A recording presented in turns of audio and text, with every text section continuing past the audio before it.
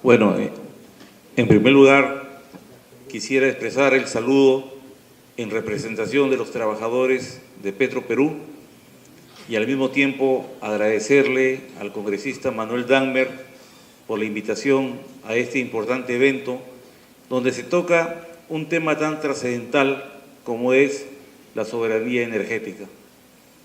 Y dentro de esto hay una empresa del Estado que debe de cumplir un rol protagónico, tal conforme fue el planteamiento electoral del actual gobierno, pero que en su periodo de gobierno lamentablemente está realizando todo lo contrario. Está como audiencia de Lima, por favor.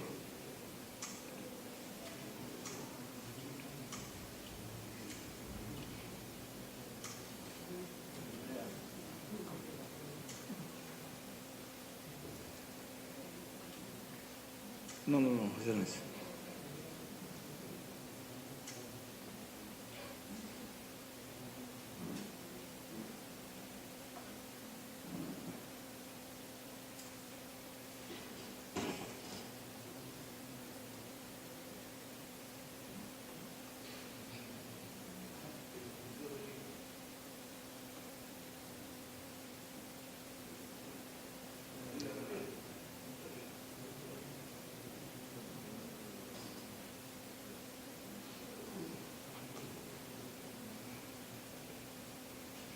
En el mundo, todas las empresas petroleras que tienen éxito actúan de manera integrada verticalmente. La siguiente. Y esto es un cuadro que nos grafica cómo países como Colombia, Chile, Brasil, México y Venezuela tienen empresas estatales petroleras y actúan integradas verticalmente. Y la única que no lo hace es Petroperú, y en este caso nuestro país no cuenta con una empresa petrolera estatal integrada verticalmente, lo cual hace de que su vigencia sea de mucho riesgo porque solamente trabaja en las etapas de refinación y comercialización de combustibles a los mayoristas, lo que no son etapas rentables. La siguiente, por favor. Sin embargo, en nuestro país, por ejemplo, hay empresas estatales extranjeras. Caso de Ecopetrol, caso de la empresa CNPC, que trabaja en Talara, y esta misma empresa también trabaja en el lote 8, el caso de Sonatrach de Argelia, el caso de Petrobras, que le ha transferido todos sus activos a la empresa china, el caso de Petrovietnam. Esto nos grafica que en otros países inclusive salen a realizar inversiones petroleras al extranjero con la finalidad de buscar su beneficio. La siguiente. Así es como debe actuar una empresa petrolera. Empezando con la exploración, producción, luego con el transporte de su petróleo, de su crudo, luego la refinación, y una vez que el petróleo está refinado pasa a ser combustibles y se transportan, en este caso en el país, se transporta a través de la vía marítima. Luego una distribución mayorista donde se ubican los sistemas de almacenaje a nivel nacional con la finalidad de garantizar el abastecimiento. Y por último, la venta minorista que se hace en los grifos. Durante todo este ciclo, que es como debe trabajar una empresa petrolera, Petroperú solamente lo hace en la refinación y en la distribución mayorista, que son etapas demasiado arriesgadas. Y mire lo que está sucediendo actualmente en Petroperú. Petroperú, el petróleo que en estos momentos está procesando, está refinando y lo está comercializando, lo compró a $107 el barril hace 60 días. Y hoy día que lo está vendiendo, el petróleo, su cotización ha descendido y está en un promedio de $83. Esa diferencia es pérdida que tiene que ser asumida por Petroperú. Pero si el actual gobierno cumpliera con lo que planteó en su programa electoral, le hubiera devuelto los lotes a Petroperú nos hubiera dado un proceso acelerado para que Petroperú empiece a operar el lote 64 y estaríamos mitigando ese descenso de la cotización del precio internacional del petróleo. Pero como no tenemos lotes, sencillamente esto castiga a los estados financieros de Petroperú. La siguiente, por favor. Miren, proceso de privatización. Todo lo que está de rojo fue privatizado.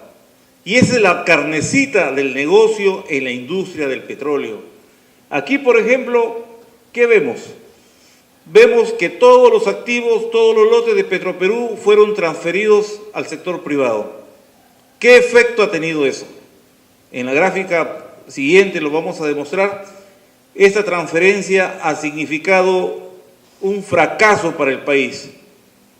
Pero, sin embargo, a pesar de que la experiencia es negativa, tenemos actualmente una instancia pública que es Perú Petro, que persiste en continuar con las concesiones de estos lotes, a pesar de que esto es un fracaso.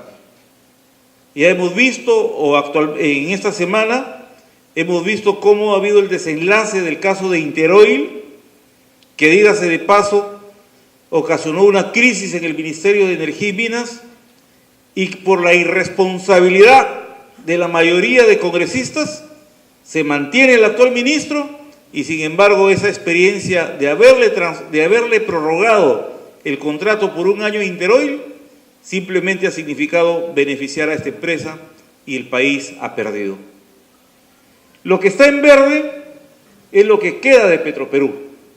Como se ven, son las refinerías que, como les he explicado, son de mucho riesgo esta operación y que en términos normales, cuando el precio del petróleo se mantiene estable, el margen de ganancia es un promedio de 4 a 6 dólares.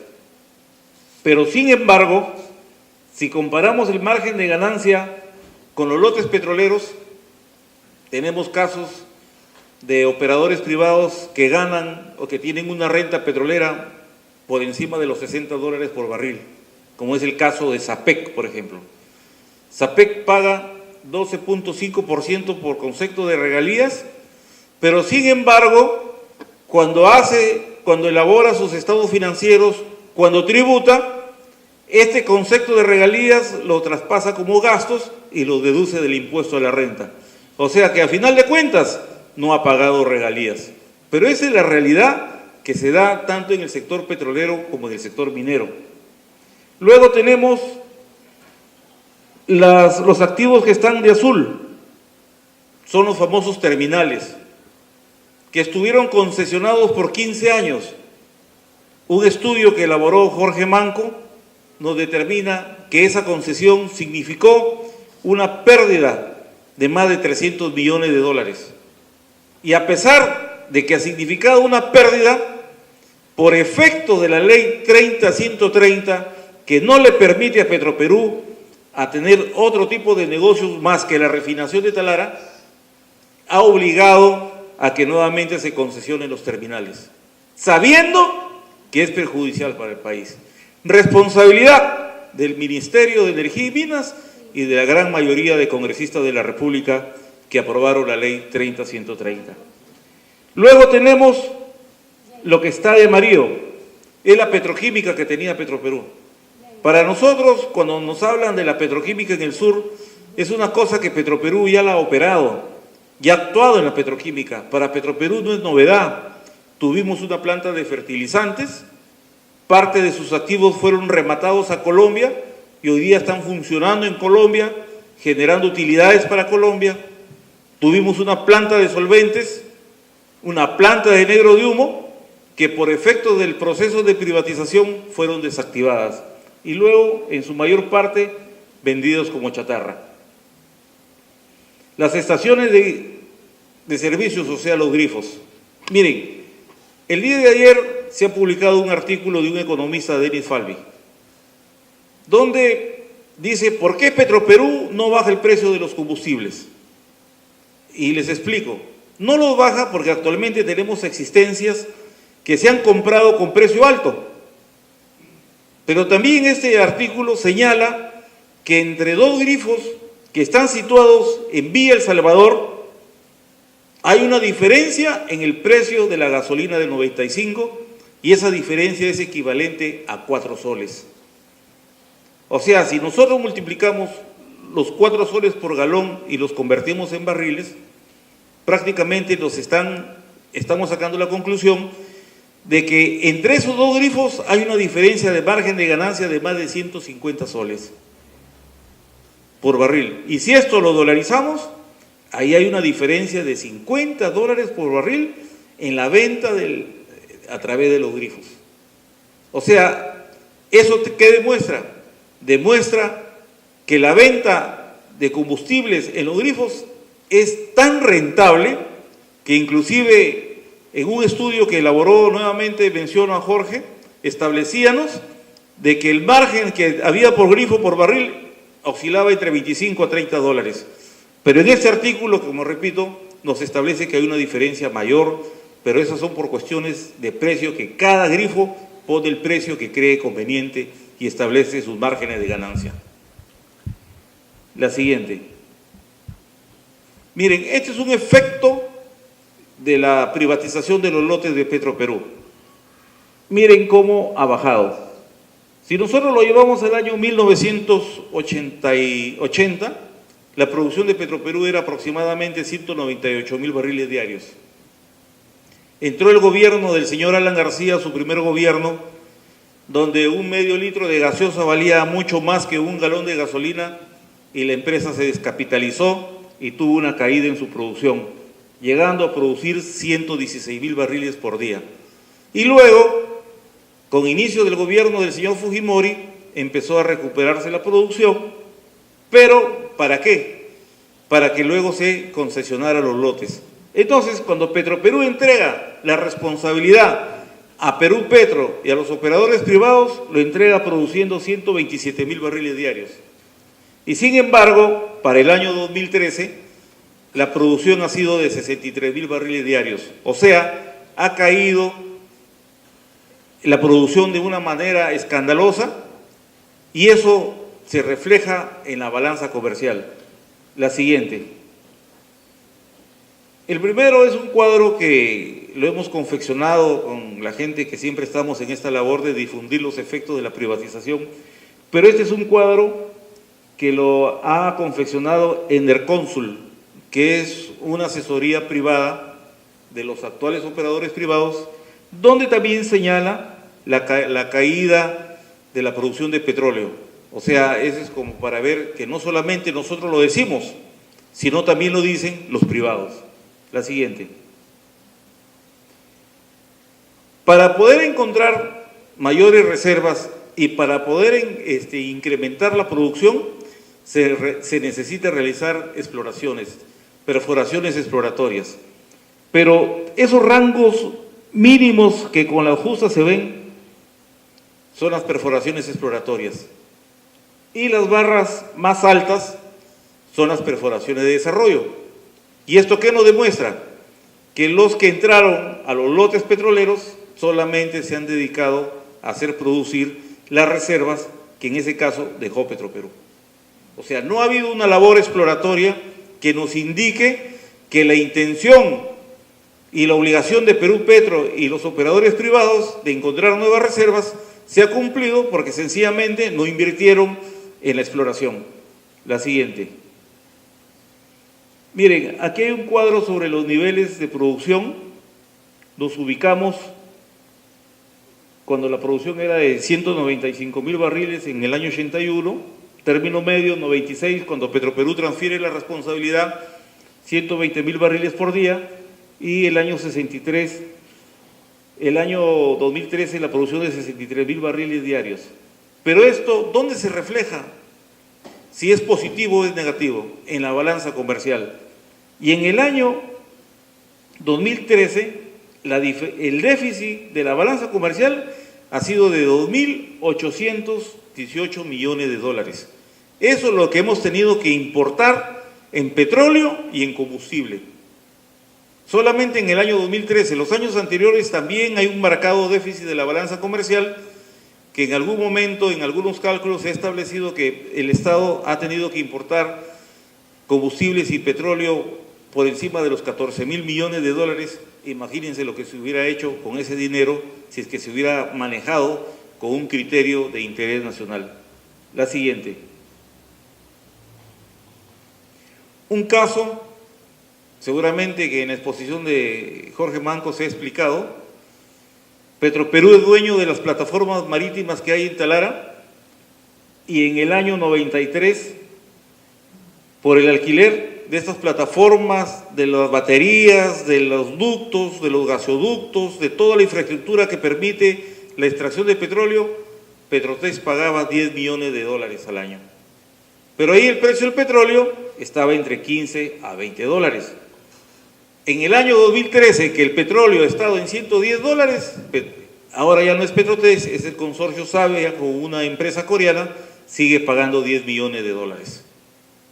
O sea, para ellos la oscilación del precio del petróleo para arriba no ha significado una renegociación en términos que defiendan los intereses del país, porque aún se mantiene una tarifa como que si el petróleo estuviera en 15 a 20 dólares. La siguiente. Esto es lo que es actualmente Petroperú. Tenemos un lote 64, un lote que por unas gestiones donde el economista Humberto Campodónico, como presidente del directorio de Petroperú, tuvo una labor bastante favorable para Petroperú, se logró que se le transfiera este lote de Talisman a Perú Petro y Perú Petro se lo transfiere a Petroperú.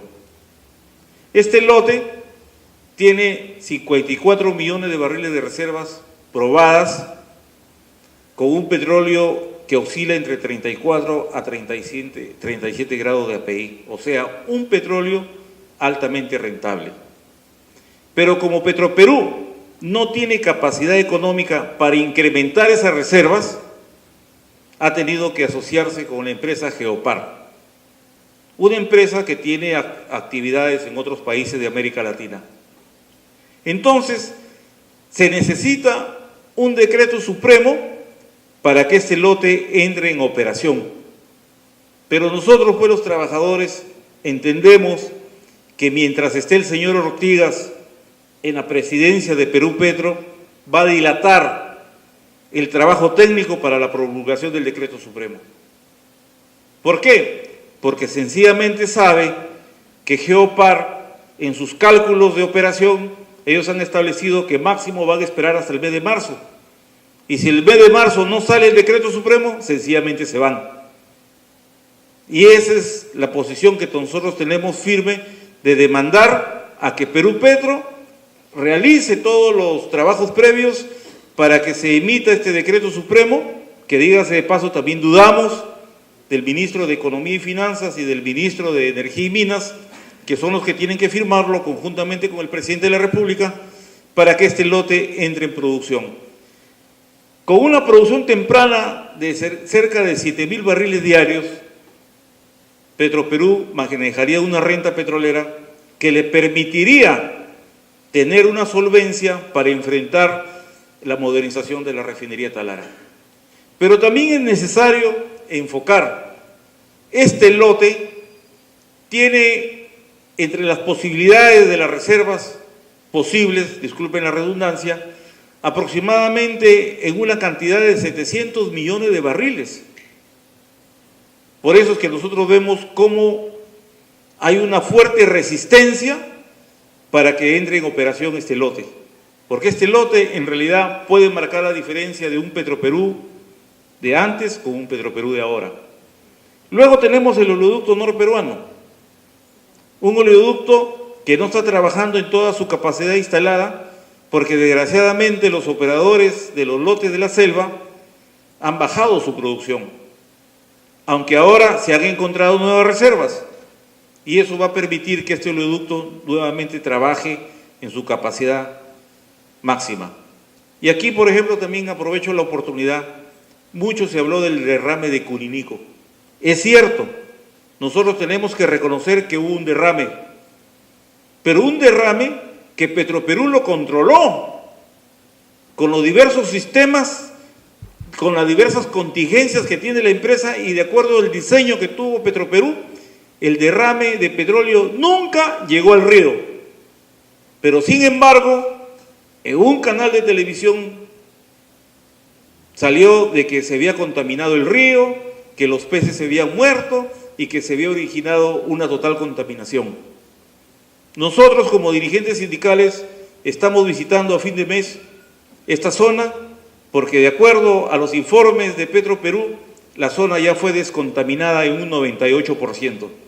Y nosotros vamos a ir a dar la veracidad porque, como trabajadores, somos los primeros que exigimos que Petroperú debe trabajar de acuerdo a los rangos de seguridad y evitar este tipo de complicaciones.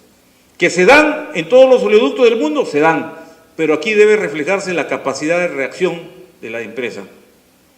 Luego tenemos 4 refinerías, una de ellas la de Talara, que está entrando a un proceso de modernización para producir combustibles limpios, combustibles que cumplan con el nuevo requerimiento medioambiental, con una participación de 50 partes por millón de azufre, lo cual permitiría mejorar la calidad del aire y, por lo tanto, tener beneficios en la salud de la población de nuestro país.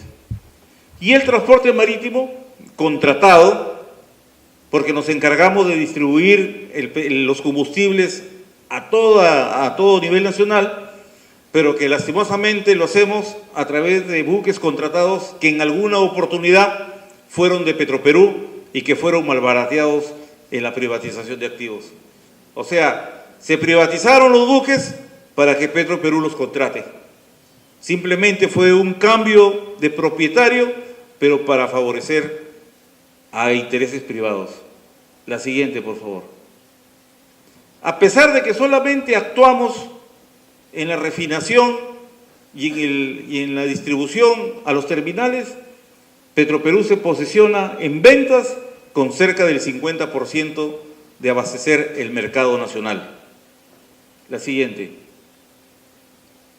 Y también otro logro, podemos decir que a nivel nacional nosotros somos la primera empresa en ventas, pero si nosotros nos llegáramos a comparar con las empresas petroleras estatales de los países vecinos, en realidad nos da vergüenza una comparación.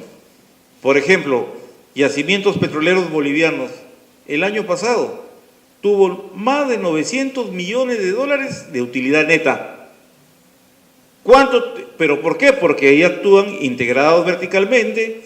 ¿Por qué? Porque Bolivia tiene soberanía sobre sus recursos, sus contratos de licencia los convirtieron en contratos de servicios, lo cual les permite tener una utilidad neta bastante diferenciada con la que tenemos nosotros. Petroperú, por más que somos los primeros en ventas a nivel nacional, solamente hemos tenido una utilidad neta de 90 millones de soles. Imagínense ustedes. Y nosotros, que siempre hemos tenido esa idea de mirar debajo del hombro a nuestros amigos bolivianos, pero hoy día nuestros amigos bolivianos nos enseñan cómo se manejan los recursos naturales y qué resultados se tienen cuando se tiene un pensamiento en función de país. La siguiente.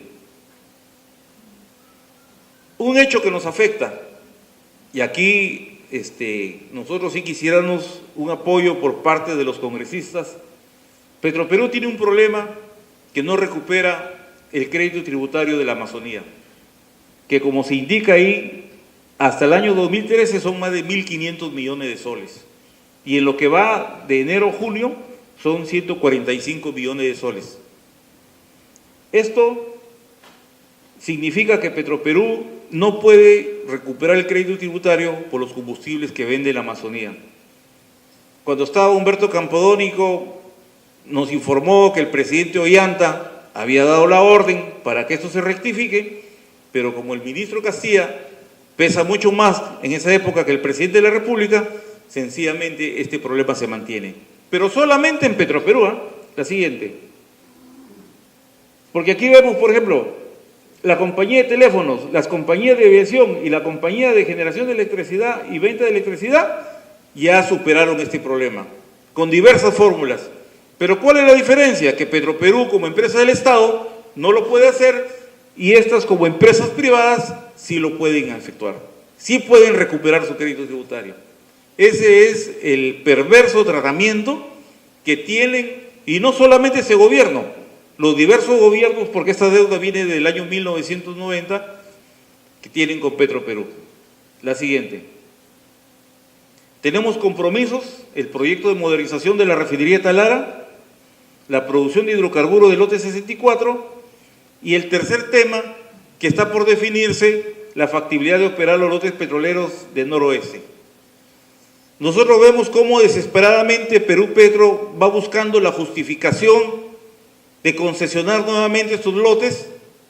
Ya lo ha hecho anteriormente en el gobierno del señor Alan García, en el quinquenio pasado, prorrogó de una manera ilegal los contratos con el directorio. Habíamos tomado la decisión que Petroperú nuevamente retomaba los terminales, sea a través de una administración directa o a través de un outsourcing, pero ya recobrábamos la propiedad de los terminales. Pero por efecto de la ley 30-130, que no nos permite entrar a otros negocios, y a pesar de estos resultados, ahí están los resultados, que hemos dejado de percibir ingresos por 358 millones de dólares durante la concesión de los terminales, la empresa se ha visto obligada a volverlos a concesionar. El 2016 nosotros esperamos con mucha ansiedad que todo esto se investigue, y también se investigue a los congresistas que impulsaron la ley 30-130 porque sabían que esa ley perjudicaba a Petroperú. Así como también, por ejemplo, en el caso del contrato, de la prórroga del contrato de Interoil, muchos congresistas, especialmente de la derecha ultraliberal, salían a decir, no, se trata de dos lotecitos que se están quedando sin petróleo. Pero no es eso. Esos dos lotecitos tienen reservas por más de 2.500 millones de dólares. Ese es el fondo de la milanesa. Y en este caso, esa ley nos obliga a que tengamos que hacer negocios que van en contra de los intereses del país y de Petroperú. La siguiente. Miren, estos son los lotes petroleros. Para nosotros el lote 3 y 4 y el lote 6 y 7 deben ser revertidos a Petroperú de manera inmediata para ir ganando renta petrolera. Y aquí, por ejemplo, quisiera hacer una explicación, si es que me permite el tiempo, sobre el lote 10. El lote 10 se privatizó el año 96. A la empresa Pérez Compan se le transfirió. ¿Por cuánto? Por 202 millones de dólares. Que valorizaron las 70 millones de barriles de reservas probadas. Desde el año 96 hasta el año 2014 han transcurrido 18 años. Ese lote ha estado produciendo.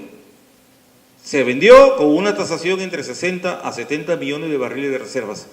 Alguien habló por ahí de reservas escondidas, pero las reservas escondidas no van a ser mayores que las reservas probadas. Pero sin embargo, hoy día vemos, por ejemplo, que ese lote actualmente tiene 128 millones de barriles de reservas probadas, según fuente de Perú Petro. O sea, que a pesar de que ha producido 18 años, en lugar de tener menos reservas probadas, hoy día tiene más. Eso sí, en su tiempo se denunció cómo las reservas probadas de los lotes 10 y del lote 8 se devaluaron. Y hoy día el tiempo le está dando la razón a quienes denunciaron esta devaluación de reservas. Y sin embargo, este lote le ha permitido que Pérez Compan se lo venda a Petrobras, sacando su plata y ganando, y también le ha permitido a Petrobras vendérselo a un nuevo operador. O sea que en nuestro país todo el mundo hace plata a costilla de nuestros recursos naturales. Y nuestras autoridades, bien gracias, no sabemos si es por ignorancia o de repente algo está pasando debajo de la mesa.